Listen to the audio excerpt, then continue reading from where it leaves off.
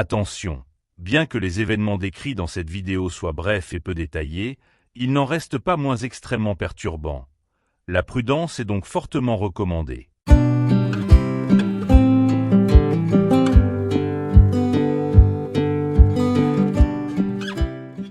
Dès son plus jeune âge, Danny Laplante était un voleur en série. Mais ce n'était pas seulement un voleur qui s'est introduit par effraction et a volé vos affaires. Danny aimait aller plus loin. En réalité, il voulait manipuler les gens. En 1985, il n'avait que 15 ans et il avait déjà commencé à entrer dans les maisons des gens, à prendre des bijoux, de l'argent et tout ce qu'il pouvait trouver. Mais il ne se contentait pas de prendre les choses. Il aimait aussi déplacer des objets, voire en laisser derrière lui pour que les gens les trouvent. Parfois, c'était subtil, mais d'autres fois, il le rendait évident parce qu'il voulait que les gens sentent que quelque chose n'allait pas, presque qu'ils soupçonnent que quelqu'un avait pénétré dans leur espace privé, sans toutefois en être tout à fait sûr. En réalité, il voulait faire croire aux gens qu'il perdait la raison. Il est né le 15 mai 1970 dans le Massachusetts, à la périphérie de Boston, et dire que son enfance a été chaotique serait un euphémisme. Dès son plus jeune âge, il avait fréquemment des démêlés avec la police, et même tout petit, il était apparemment violent au point d'être sociopathe. Les détails précis de ces démêlés avec la police ne sont pas vraiment clairs car il était encore mineur au moment des faits, et les dossiers sont donc classés confidentiels. Mais quoi qu'il en soit, cela a suffi à lui forger une réputation dans son quartier et à l'école. Et ses problèmes étaient également présents à l'école. Il était dyslexique à une époque où ce trouble n'était pas pris au sérieux, ce qui l'a freiné dans sa progression. La plupart de ses professeurs ont donc supposé qu'il était soit stupide, soit paresseux, soit les deux. La situation sociale à l'école n'était guère meilleure non plus. Apparemment, Danny ne prenait pas soin de lui. Il ne se souciait ni de son apparence ni de son hygiène, et de ce fait, il sentait souvent mauvais. Ensuite, à cause de ses problèmes d'hygiène et autres, il n'avait pas vraiment d'amis. En même temps, le fait de ne pas avoir d'amis ne le dérangeait pas vraiment. Il n'aimait pas parler aux autres enfants et n'aimait pas qu'ils lui parlent. La plupart de ses camarades de classe le décrivaient donc comme un peu bizarre, voire inquiétant. Cependant, alors que la plupart de ses professeurs supposaient le pire, certains des enseignants les plus attentifs de son école pensaient qu'il pouvait y avoir un problème sous-jacent à l'origine de son comportement. Finalement, ils ont fait en sorte qu'il consulte un psychiatre, et après quelques séances, Danny a reçu un diagnostic de trouble d'hyperactivité, ou ce que nous connaissons aujourd'hui sous le nom de TDAH. Au milieu des années 1980, alors que cette affection était moins bien comprise et qu'elle était associée à la dyslexie, ce comportement pouvait être confondu avec une provocation intentionnelle. Un père violent pourrait alors supposer que son fils a besoin d'une discipline stricte, mais même dans ce cas, la punition infligée par le père de Danny allait bien au-delà d'une simple discipline. Si la situation était déjà difficile à l'école, elle était encore pire à la maison. Sa maison était une bâtisse crasseuse, d'un bleu terne, à ossature bois, remplie d'ordures. La cour extérieure était dans le même état, avec de vieilles voitures et des pièces détachées empilées les unes sur les autres, et la situation était tout aussi chaotique entre Danny et son père et son beau-père. Le père biologique et le beau-père de Danny ont tous deux eu recours à des punitions physiques, émotionnelles et autres pour exercer leur pouvoir sur Danny et ses frères et sœurs. Pour ne rien arranger, les séances de Danny avec son psychiatre auraient dû lui permettre de régler ses problèmes et de trouver des mécanismes d'adaptation. Mais c'est fondamentalement l'inverse de ce qui s'est passé. Au contraire, il est allégué que lorsque le psychiatre a découvert ce que Danny avait vécu, il a lui-même fait des avances, déclenchant une année d'exploitation par un autre homme en qui Danny pensait avoir confiance. Au lieu que ses problèmes soient traités par le biais d'une thérapie, son comportement n'a fait que s'aggraver. Pendant ce temps-là, les personnes qui connaissaient Danny étaient de plus en plus inquiètes de son comportement de plus en plus étrange. À 10 ans, il allait seul pendant des heures dans les bois derrière les maisons des voisins. Et cela inquiétait déjà les voisins à l'époque. À peu près à la même époque, un magasin a été cambriolé, et la plupart des gens soupçonnaient Danny et l'un de ses rares amis d'en être responsable, mais il n'y avait aucune preuve. Peu de temps après, Danny commença à s'introduire par effraction dans les maisons qui entouraient les bois. Puis, comme le simple fait de prendre des choses ne lui procurait pas suffisamment d'excitation, il a commencé à les déplacer pour perturber l'esprit des gens. Il a été suggéré que c'était un moyen pour lui de reprendre le contrôle. Devenir une menace inconnue dans la région était pour lui un moyen d'exercer une certaine forme de pouvoir sur sa vie. Mais comme c'est souvent le cas, Danny a dû intensifier ses jeux psychologiques pour conserver ce sentiment de contrôle. En 1986, alors que Danny avait 16 ans, il a cambriolé une maison dans la petite ville de Pepperell, à seulement 6 miles de sa ville natale. Et pendant qu'il était là, il a vu une photo des 2 filles qui vivaient dans la maison, prénommées Karen et Tina Bowen. Tina avait 15 ans, et Danny la trouvait jolie et voulait mieux la connaître. On pense que Danny a ensuite noté le numéro de téléphone de la maison pendant qu'il s'y trouvait. 2 jours plus tard, il a appelé ce numéro et a demandé à parler aux filles. Il a dit à Tina qu'il avait un ami commun qui allait dans leur école, et c'est comme ça qu'il a obtenu le numéro. Il a alors menti, prétendant être athlétique, blond, beau et un bon élève. Après quelques coups de téléphone, Tina et Danny ont commencé à se rapprocher et ont finalement décidé de se rencontrer pour un rendez-vous pendant les vacances de Pâques.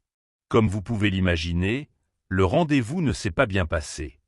Tina avait hâte de présenter son nouveau petit ami, un vrai beau gosse, à ses amis, mais lorsqu'elle a ouvert sa porte pour rencontrer Danny pour la première fois, il était tout le contraire de ce qu'il avait décrit. Il était sale, mal habillé, sentait mauvais et était bien moins beau que ce qu'il prétendait.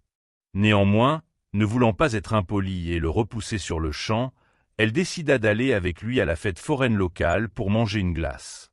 Peut-être que sa personnalité était plus attachante que son physique. Malheureusement, elle a vite découvert que sa personnalité était bien pire que son physique. Au début de leur conversation, Tina a confié à Danny que sa mère était décédée d'un cancer il y a peu de temps et que, par conséquent, son père s'occupait d'elle et de sa sœur. Mais au lieu de passer à autre chose face à ce sujet manifestement difficile, Danny était obsédé par le cancer de sa mère. Il voulait connaître tous les détails de ses souffrances, ce que c'était que de la voir mourir, et ce que Tina avait ressenti pendant tout ce temps. C'était évidemment très gênant et malaisant pour Tina. Alors 1 heure seulement après le début de leur rendez-vous, Tina a trouvé une excuse pour partir, et elle est partie.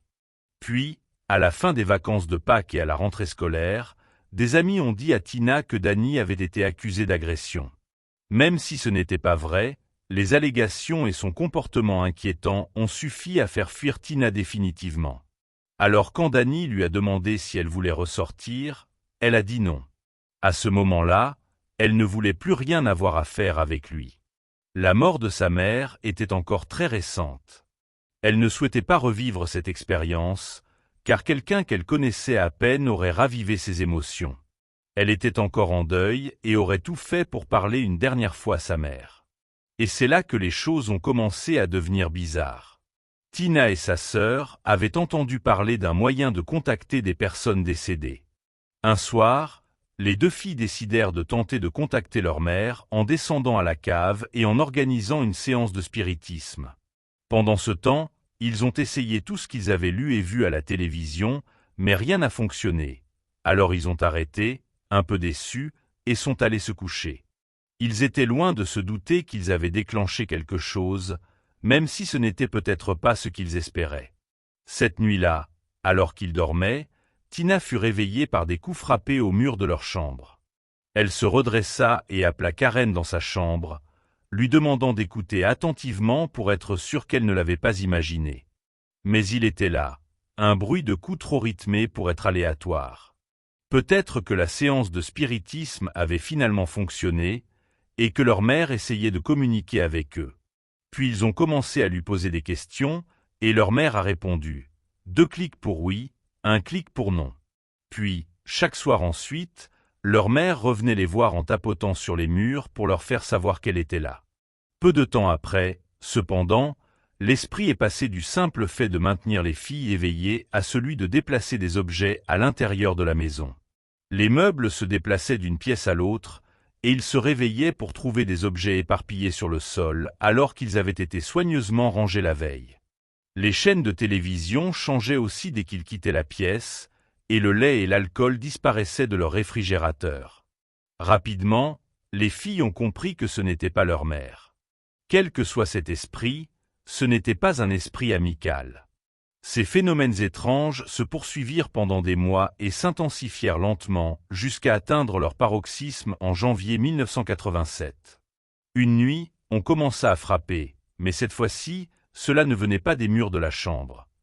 Le bruit venait de sous le plancher du salon, et Tina et Karen étaient terrifiés. Ils prirent donc un couteau dans la cuisine et descendirent en catimini vers le sous-sol. Quand elles ont allumé la lumière, les deux filles ont été tellement effrayées par ce qu'elles ont vu qu'elles ont couru chez le voisin et ont appelé leur père pour qu'il rentre à la maison.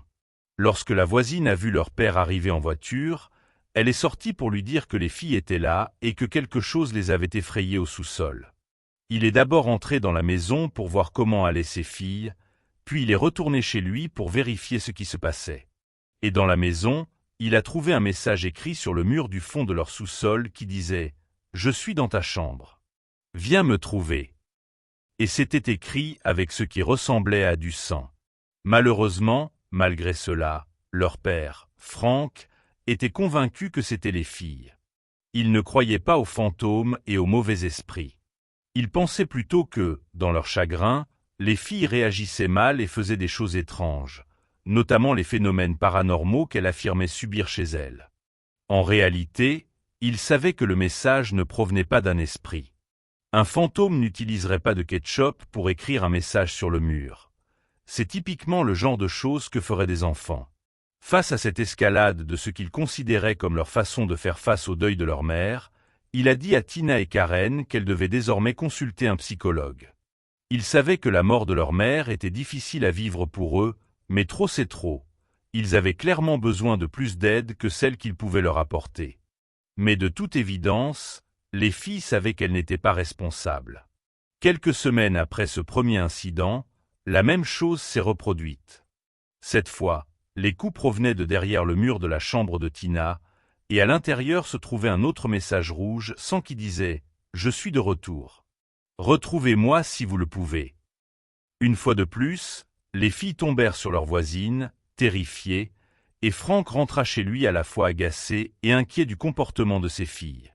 Cette fois, il est allé directement chez eux au lieu d'aller chez le voisin, et dès qu'il a franchi le seuil, il a su que quelque chose n'allait pas. Il avait parlé au téléphone avec les filles et son voisin de ce qu'ils avaient vu, mais ce qu'ils avaient décrit ne correspondait pas à ce qu'il avait vu. Des objets avaient été déplacés et jetés partout, et lorsqu'il entra dans la chambre de Tina, il y avait un nouveau message qui disait « Épouse-moi ». Peu après l'arrivée de Frank, le voisin et les filles le rejoignirent, et l'un d'eux remarqua que quelqu'un avait utilisé leur toilette. Cela signifiait que quelqu'un se trouvait réellement dans la maison, et que cette personne ne venait pas du monde des esprits. Frank se mit alors à chercher, et il ne tarda pas à apercevoir l'esprit maléfique. C'était Danny. À noter rapidement, il existe quelques variations mineures dans le compte-rendu de la partie suivante. Selon certaines sources, Danny était habillé avec les vêtements de la femme de Frank, portait son maquillage et une perruque blonde. D'autres affirment qu'il portait une veste hirsute de style amérindien, le visage peint et un masque. Les deux récits indiquent cependant qu'il tenait une hachette dans une main, mais de nombreux journaux de l'époque ont opté pour la version amérindienne. Quoi qu'il en soit, Danny les a ensuite tous forcés à entrer dans une chambre, mais avant qu'il ne puisse faire quoi que ce soit, Frank s'est jeté sur lui et a commencé à lui arracher la hache des mains. Frank essaya de s'accrocher, mais Danny se libéra et sortit en courant de la pièce, avant de disparaître comme par magie, presque comme s'il avait traversé un mur. Pendant que Frank et Danny se battaient eux aussi, Tina a sauté par la fenêtre de sa chambre et a couru chez un autre voisin qui a appelé la police. La police a ensuite fouillé la maison tandis que Frank emmenait ses filles dans un hôtel voisin. Mais malgré des recherches approfondies, ils n'ont pas pu comprendre comment Danny avait réussi à se cacher ou à quitter la maison. On comprend aisément que Frank ait décidé de les faire tous loger à l'hôtel pendant quelques jours au moins. Cependant, le lendemain, il devait retourner à la maison pour récupérer des affaires, mais en s'approchant de la maison, il aperçut Danny à une fenêtre. Il a alors fait demi-tour et a de nouveau appelé la police. Un agent qui se trouvait à proximité est alors arrivé à la maison et a ouvert la porte. Juste à sa droite, il remarqua un couteau qui dépassait du mur, un couteau qui avait été enfoncé à travers une photo de famille. Puis, sur la photo, quelqu'un avait écrit en lettres capitales « Je suis toujours là. Venez me trouver ». Et aussitôt, les cheveux de l'agent se hérissèrent.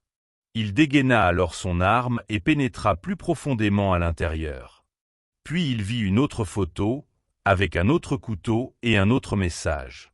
Celui-ci disait « Je vais tous vous tuer ».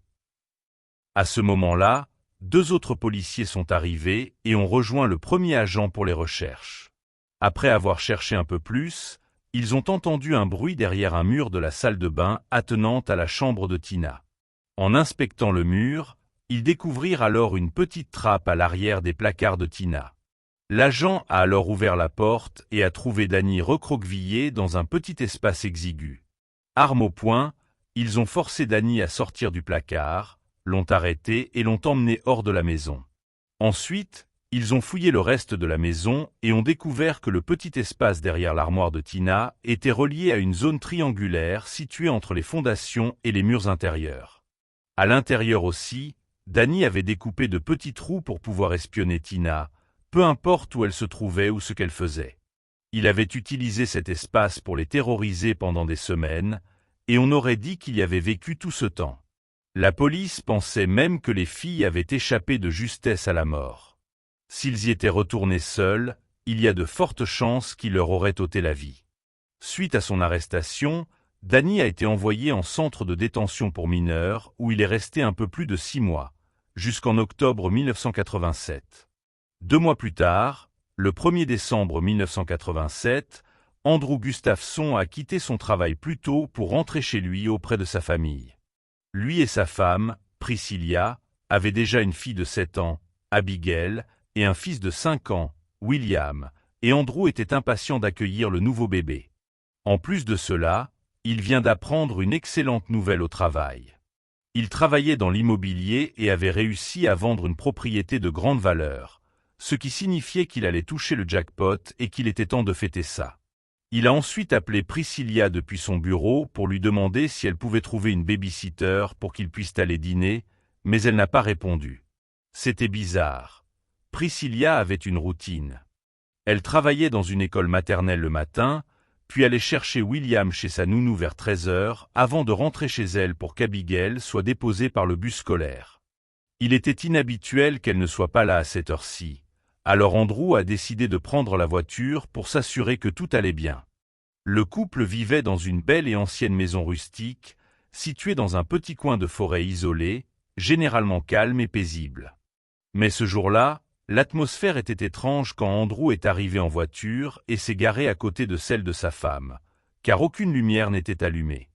Il entra ensuite et appela Priscilla, mais il n'y eut aucune réponse. Il vérifia rapidement en bas et ne trouva personne. Alors il monta à l'étage pour voir si elle était dans la chambre. Tragiquement, c'est là qu'il a trouvé Priscilla, allongée face contre terre, la tête enfoncée dans un oreiller et entourée de sang. Andrew a des souvenirs flous du reste de la journée. Il croit se souvenir d'être allé dans la cuisine pour appeler la police puis ses parents, mais c'était trop dur à encaisser. Il se demandait ce qui était arrivé à ses enfants, mais il était terrifié à l'idée de le découvrir. Il ne voulait pas regarder. Il ne voulait même pas imaginer que quelque chose s'était passé. La police est arrivée peu après et a trouvé Andrew effondré dans la cuisine. Ils l'ont ensuite laissé sortir et l'ont installé dans une de leurs voitures de patrouille avant d'aller fouiller la maison. Ils ont d'abord trouvé Priscilla, les mains liées dans le dos, face contre terre dans la chambre à l'étage. On lui a fourré une chaussette dans la bouche. Elle a été ligotée et agressée avant d'être abattue à bout portant. Ils fouillèrent ensuite le reste de la maison à la recherche de William et Abigail et finirent par les trouver chacun dans la salle de bain familiale. Tous deux avaient été forcés d'entrer dans une baignoire et s'étaient noyés. William en haut et Abigail en bas. Quand ils ont annoncé la nouvelle à Andrew, il n'a pas pu le supporter. Sa vie entière s'était effondrée en un instant. Après avoir annoncé la nouvelle à Andrew, la police a immédiatement fouillé les bois derrière la maison. Là, ils ont trouvé une chemise et des gants imbibés de sang qui n'avaient même pas eu le temps de sécher.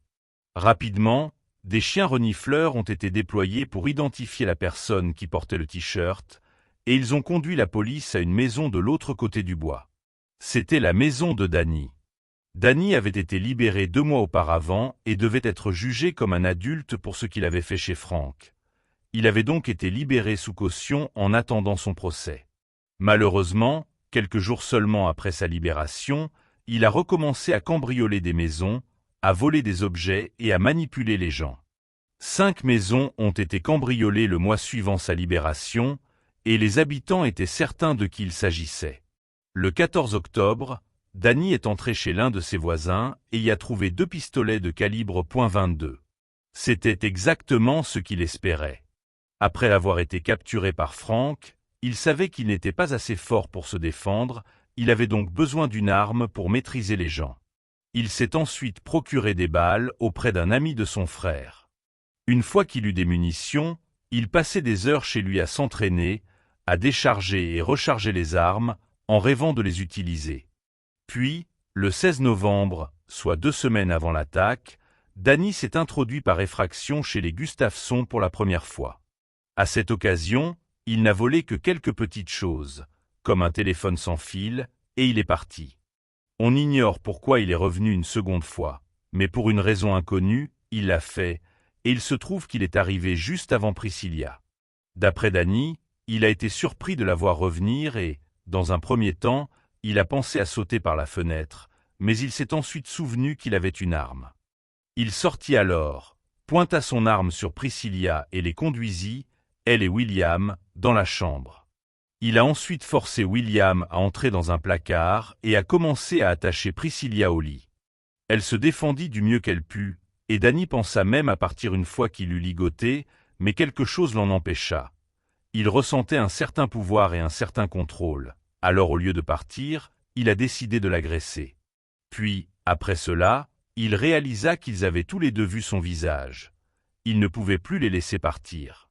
C'est alors qu'il a décidé de leur ôter la vie. Une fois que ce fut terminé, alors qu'il descendait les escaliers, Abigail rentra à la maison. Elle était visiblement terrifiée de voir un inconnu couvert de sang dans son couloir et voulait savoir ce qui était arrivé à sa mère et à son frère. Danny l'a alors attrapé, l'a entraîné dans la salle de bain du rez-de-chaussée et lui a raconté exactement ce qu'il avait fait à William. Elle a courageusement riposté, mais en vain. Danny sortit alors de la maison, retourna dans les bois et se changea, enlevant sa chemise et ses gants ensanglantés.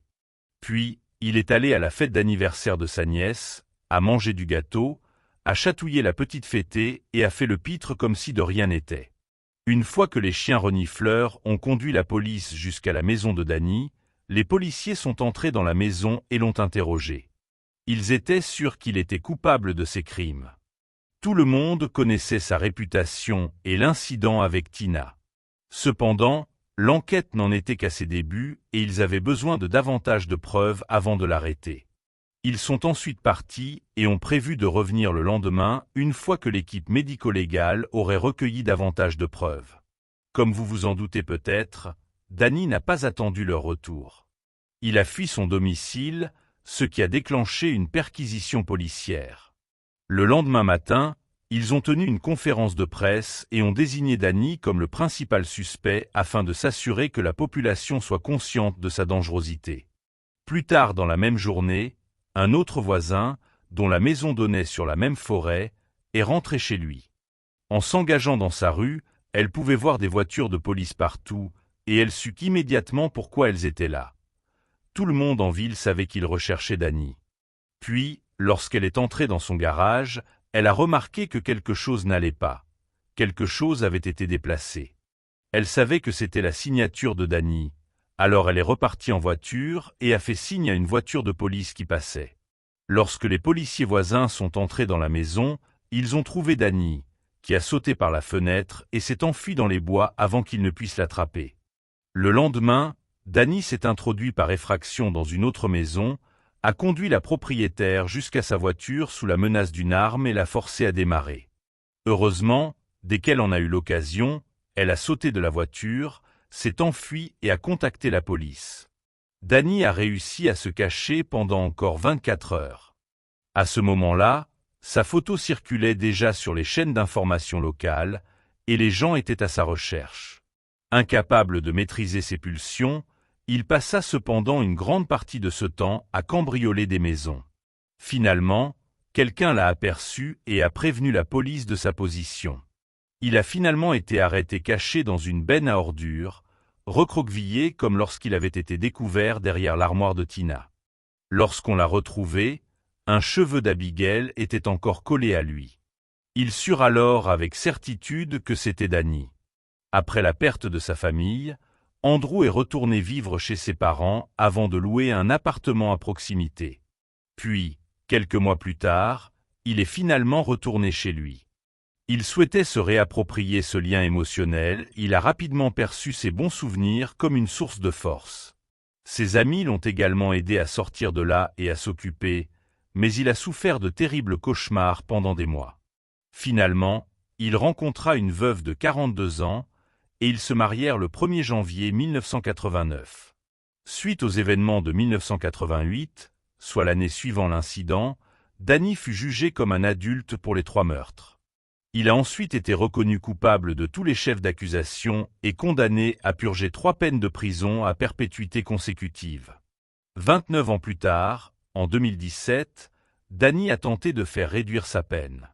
Il a affirmé regretter ce qu'il avait fait et a prétendu être profondément désolé. Un psychiatre a examiné Danny Laplante, soi-disant tout nouveau, et a tout de suite compris qui il était. Son rapport affirmait que Danny n'avait fait preuve d'aucune empathie et qu'il tentait encore de minimiser ses actes. Et les témoignages des familles des victimes n'étaient pas moins durs. Danny sera admissible à la libération conditionnelle en 2067, à l'âge de 82 ans.